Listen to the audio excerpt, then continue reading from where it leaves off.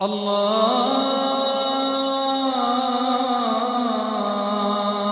أكبر. أعوذ بالله من الشيطان الرجيم. بسم الله الرحمن الرحيم. هو الذي جعل الشمس ضياء والقمر نورا وقدره منازل لتعلموا عدد السنين والحساب ما خلق الله ذلك إلا بالحق يفصل الآيات لقوم يعلمون إن في اختلاف الليل والنهار وما خلق الله في السماوات والأرض لآيات لقوم يتقون. صدق الله العظيم. هو الذي وہ الذي وہ ہے، یعنی وہ ذات ہے، جعل الشمس جس نے بنایا سورج کو، ضیاءً سراپا روشنی، والقمر نورا اور چاند کو روشنی. اب ضیاء اور نور دونوں مترادف الفاظ ہیں. کچھ حضرات نے ان کو ضیاء کو بہت تیز روشنی کے معنی میں لیا اور نور کو ہلکی روشنی.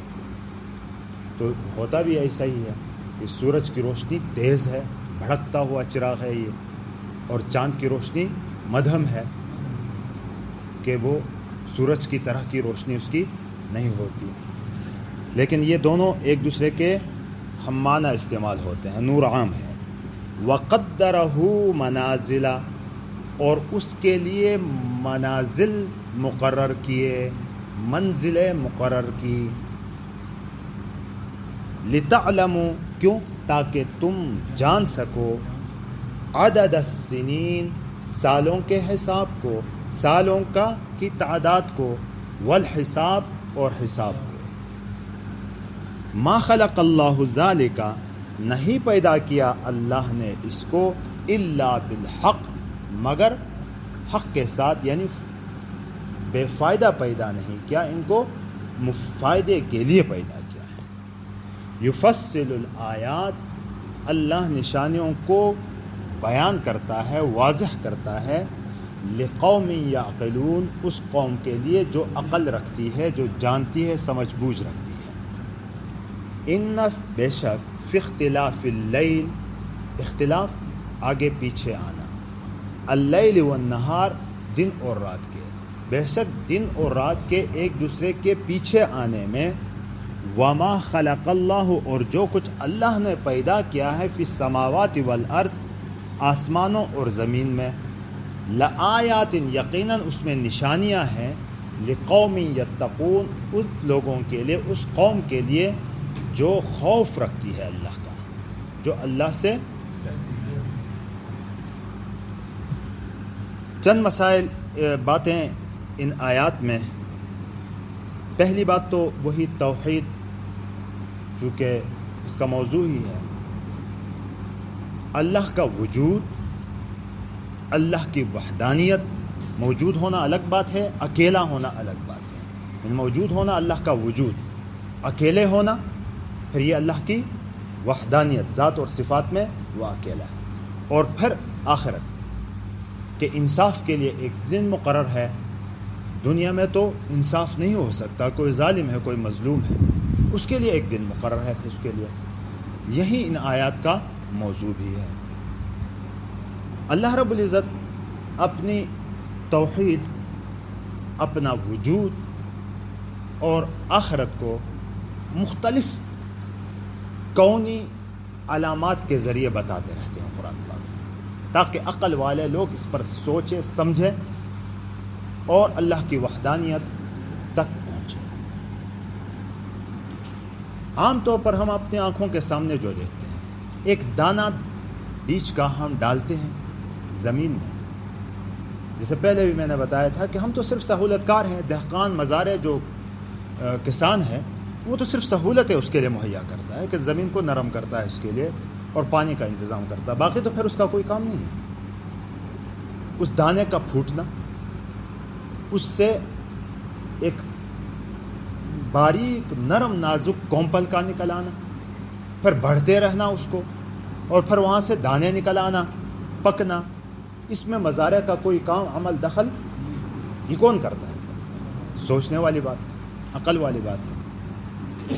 اس میں ایک عام طور پر مثال دیتے ہیں، مثال اگرچہ کوئی قرآن اور حدیث کی نہیں ہے، لیکن عقل کے مطابق سمجھنے والی مثال ہے کہ ایک بوڑھی عورت چرخہ کاٹ رہی تھی۔ پرانے زمانوں میں وہ کاٹ کے وہ کرتے تھے، کپڑے بناتے تھے، کپڑے بنتے تھے، تانتے تھے۔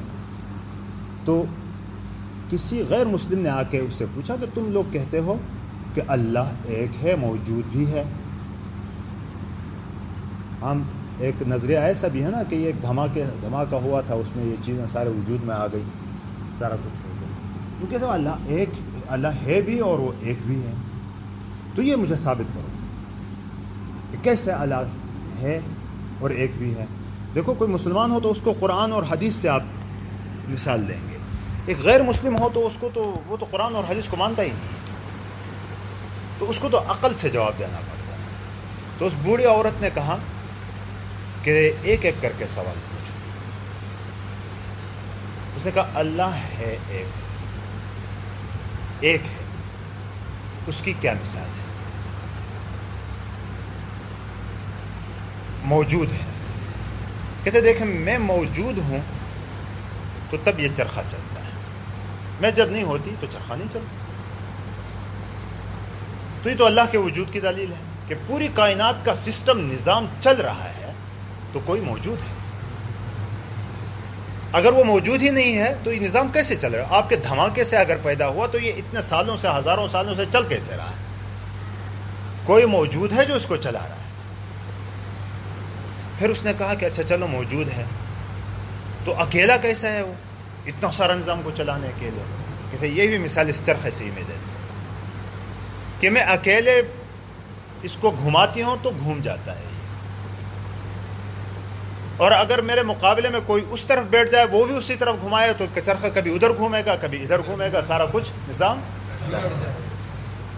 اسی کو قرآن پاک نے کہا نا لو کان فیہما آلہۃ الا اللہ، اگر اللہ کے سوا کوئی اور اللہ ہوتا لفسدتا، تو بگاڑ پیدا ہوتا، فساد ہو جاتا، سارا کچھ بگڑ جاتا۔ ایک کہتا ہے کہ بھائی میں آج بارش برسانا چاہتا ہوں دروش والوں کے اوپر، دوسرا کہتا ہے نہیں وہاں سیلاب آئے گا، نہیں اختلاف آ جائے گا۔ ہزاروں سال سے چل رہا ہے، کوئی اختلاف نہیں آ رہا، کوئی بگاڑ نہیں آ رہا ہے۔ ایک کہے گا کہ بھئی آج رات ذرا جلدی آ جانی چاہیے، وہ کہے گا نہیں آنے گے۔ تو گھر کے اندر دو بڑے ہوں تو گھر بگڑ جاتا ہے۔ جن گھروں میں باپ موجود ہے سربراہ، لیکن بڑا بیٹا بھی اس کا نافرمان، وہ بھی سربراہی کرنا چاہتا ہے، تو اس گھر کے اندر فساد پیدا ہو جاتا ہے۔ جس سکول کے اندر، جس مدرسے کے اندر ایک بڑا ہے لیکن اس کے اندر اور بھی کوئی بڑا بننے کی کوشش میں لگا ہوتا ہے تو سارا سسٹم ہی تباہ ہو جاتا ہے۔ تو جیسے ہمارے گاؤں دیہات تباہ ہے نا، تو کوئی بڑا ہے نہیں وہاں، تو ہر ایک جو جس کا ہاتھ چلتا ہے وہی بڑا ہے۔ تو اس آپ تھک گئے ہیں تو اس لیے تجیفس نہ ہو کہ ہمارے جو وکیل صاحب ہیں وہ پیمائش کے لیے کوئی آیا تھا تو کوئی جھگڑا تھا اس پر عشرت میں، تو جھگڑا تھا، اس نے پوچھا کہ بھائی یہاں بڑے کون ہیں جو تحقیقات کے لیے آئے؟ اس نے کہا یہاں بڑا کوئی نہیں، یہاں بڑے کون ہیں؟ آپ بڑے ہیں؟ کہ بڑا ہے یہاں سارے ہی بڑے ہیں۔ اس نے کہا وکیل صاحب کہ یہاں سارے ہی بڑے ہیں، بھائی چھوٹے کون ہیں؟ چھوٹا کوئی نہیں۔ اچھا یہ جھگڑے بھی اسی لیے ہو رہے ہیں، کوئی دوسرے کو بڑا ماننے کے لیے تیار نہیں ہے، ہم سب ہی بڑے ہیں، ہر ایک ہمارے ہاں کہتے ہیں سفید ریش، تو سارے ہی سفید ریش، چھوٹا کوئی۔ تو ایک اللہ ہے جب ہی تو یہ سارا نظام چل رہا ہے۔ امام ابو حنیفہ رحمۃ اللہ علیہ کی بات ابھی آ گئی تھی، تو ان کا زمانہ جو تھا، ہر زمانے میں کوئی نہ کوئی فتنہ بڑے عروج پر ہوتا ہے، ہر زمانے میں۔ اس زمانے میں دہریت کا فتنہ بڑا عروج پر تھا، یعنی دہری وہ لوگ جو خدا کو ہی نہیں مانتے، جو اللہ کے وجود کے ہی قائل ہیں۔ یہ اشتراکیت والے کمیونسٹ جو لوگ ہیں، کچھ 200 300 سال پہلے بھی ان ایریاز میں بھی ان کا عمل دخل تھا، بہت زیادہ زور شور سے ان کا عمل دخل تھا. تو دہریت کا زمانہ تھا، تو اس وقت زمانے میں بحث مباحثے اس قسم کے بہت زیادہ ہوا کرتے تھے. تو یہ میں سبق کے طور پر بتا رہا ہوں یہ واقعہ. تو ایک جگہ ان دہریوں نے کوئی مقابلے کا مناظرہ کہتے ہیں جس کو، مناظرے کا ایک وہ بنایا، پروگرام بنایا، اور مسلمانوں سے کہا کہ تم اپنے بڑے کو لاؤ، ہم اپنے بڑوں کو لاتے ہیں، بحث کرتے ہیں، تم صحیح ہو یا ہم صحیح ہیں. مناظرہ منعقد کیا. تو انہوں نے ٹائم فکس کیا کہ وہ مثلاً میں کہتا ہوں کہ 10 بجے کا ٹائم رکھا انہوں نے کہ 10 بجے آپ بھی آئیں گے، ہم بھی آئیں گے، کسی کو تکلیف نہیں آئیں گے، ٹائم پر کام کریں گے، باتیں شروع ہو جائیں گی. ٹھیک ہے. وہ دہری بھی پہنچ گئے ہیں، مسلمان بھی پہنچ گئے ہیں. مسلمانوں نے امام ابو حنیفہ رحمۃ اللہ علیہ کو مقرر کیا تھا کہ آپ بحث کرنے کے لیے آپ آئیں گے. تو 10 سے 10:30 ہو گئے، امام صاحب کا کوئی پتہ ہی نہیں. 10:30 سے 11 بج گئے، امام صاحب کا پتہ نہیں. 11:30 12 بجے وہ آیا ہی نہیں. انہوں نے شور مچانا شروع کیا کہ دیکھو تمہارے امام کو. بھاگ گیا، ڈر گیا. اور اگر ڈرا نہیں ہے تو وقت کی پابندی ہی تو دیکھو اس کی. 10 بجے کا ٹائم دیا ہے، اب یہ کیا ٹائم ہو رہا ہے ان کا پتہ بھی نہیں. وہ واقعہ اس زمانے کا ہے لیکن میں اپنے الفاظ میں بیان کر رہا ہوں. تو پھر کہتے ہیں کافی لیٹ امام صاحب وہاں اور سب نے تالیاں بجائیں. انہوں نے آنے کے استقبال میں تالیاں بجائیں یا نعرے لگائے، اور انہوں نے کہا کہ تمہارا یہ امام ہے اور اس کو لے کر تم کہتے ہو کہ ہمارے ساتھ مقابلہ کرے گا، یہ تو وقت کا ہی پابندی نہیں کر سکتا، یہ کیا مقابلہ کرے گا. انہوں نے کہا دیکھو جی بھائی ایسا ہوا تھا کہ مجھے کچھ مسئلہ ہو گیا تھا. میرا مسئلہ تو پہلا سنو. کچھ پریشانی ہو گئی. میں کہا کیا پریشانی ہو گئی؟ وہ ایسا ہوا کہ جیسے ہی میں آ گیا تو دریا پار سے آنا تھا، یعنی اس صحت میں وہ رہتا ہے، مثلا مناظرہ وہاں رکھا، یہاں سے ادھر جانا ہے.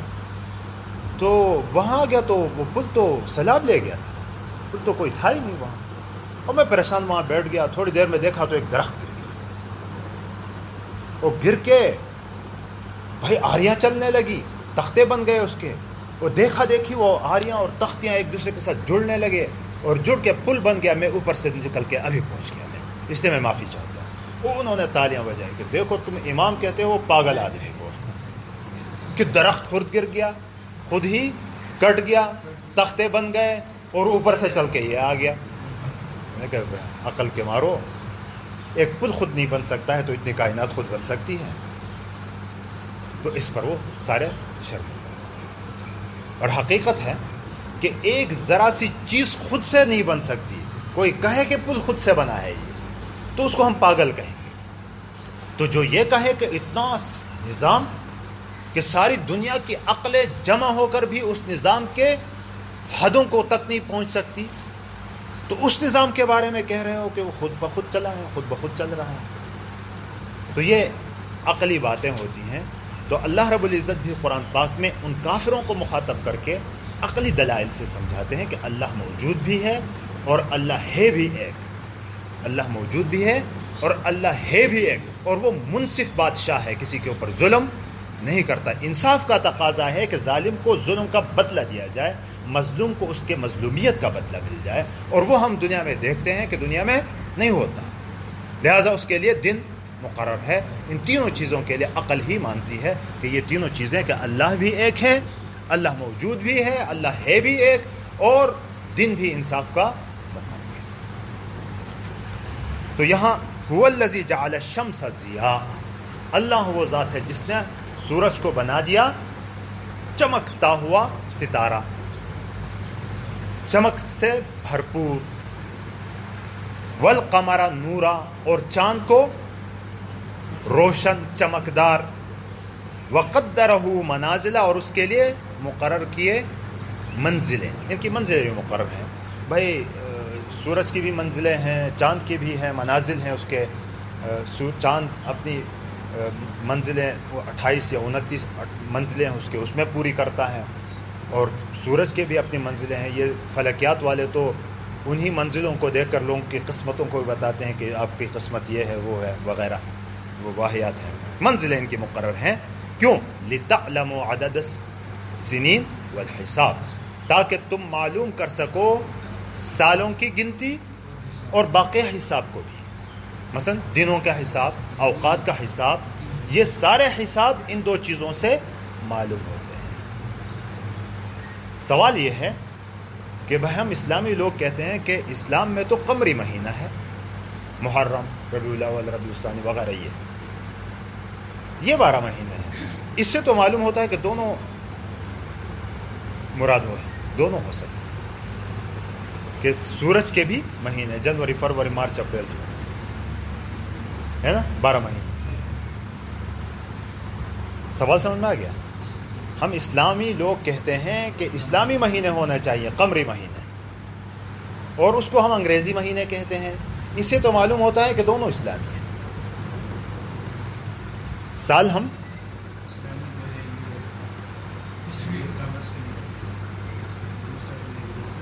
کوئی اسلامی اور غیر اسلامی نہیں ہے اس میں، یہ لوگوں کی مشہور کی ہوئی بات ہے۔ ایک قمری مہینہ ہے اور ایک شمسی مہینہ، ایک قمری مہینہ ہے اور اسلام کا دونوں میں دخل ہے۔ دیکھیں ہم اس کا حساب کس چیز سے لگاتے ہیں؟ اوقات کا حساب، ظہر کا وقت، عصر کا وقت، سورج کے حساب سے لگاتے ہیں کہ طلوع صادق سے یہ سورج ہی کا حساب ہے، آفتاب کے نکلنے تک یہ فجر کا ٹائم ہے، اسی طرح ظہر، اسی طرح عصر، اسی طرح مغرب۔ اوقات نماز جو ہے یہ سورج ہی سے متعلق ہے۔ یہ اوقات ہم کس چیز سے معلوم کرتے ہیں؟ سورج سے معلوم کرتے ہیں۔ اور اوقات جو ہیں، اوقات زیادہ تر ہم سورج، حج کے دوران، حج کے لیے ہم جاتے ہیں تو مینا جانا ہے، کس وقت جانا ہے، تو وقت کا حساب ہم سورج سے لگاتے ہیں۔ اوقات کا 2 نمازوں کو ایک ساتھ پڑھنا ہے، کون سے؟ عشاء اور مغرب کی نماز، عصر اور ظہر کی نماز، تو ان کو اوقات کی تعین ہم سورج سے کرتے ہیں، چاند سے۔ البتہ مہینوں کا حساب پھر ہوتا ہے تو وہ اسلامی اس میں چاند سے ہوتا ہے۔ رمضان ہی میں آئے گا، جنوری میں ہونا ضروری نہیں ہے، کبھی آ بھی سکتا ہے۔ اور حج کے مہینوں کی تعین ہم شمسی سے نہیں کرتے، وہ قمری سے پھر کرتے ہیں۔ تو اسلام میں دونوں چیزوں کا اعتبار ہے، البتہ اتنا ہے کہ اوقات کا حساب ہم لگاتے ہیں کس سے؟ سورج سے، اور مہینوں کا حساب ہم لگاتے ہیں کس سے؟ چاند سے۔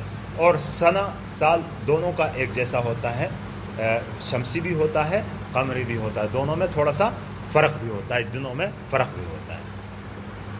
البتہ زکوٰۃ کے اوقات مہینہ یہ اسلامی ہی ہوتا ہے، ہم شمسی اس کو نہیں کر سکتے۔ اس کی ایک وجہ یہ بھی بتاتے، بہت ساری وجوہات ہیں، ان میں سے ایک وجہ یہ بھی ہے کہ ہر 33 سال بعد رمضان کا جو ہوتا ہے، ہر 33 سال بعد یہ اوقات کا اس کا میں بتا رہا ہوں کہ جو ہم مہینے کے اعتبار سے لگاتے ہیں، ہر 33 سال بعد دوبارہ اسی جگہ۔ تو رمضان کا مہینہ 33 سال جس کی عمر ہو گئی روزہ رکھتے ہوئے، ہر موسم میں اس کے لیے روزہ آ گیا ہے، سال بھر کے ہر موسم میں اس کے لیے روزے کا مہینہ آ گیا ہے۔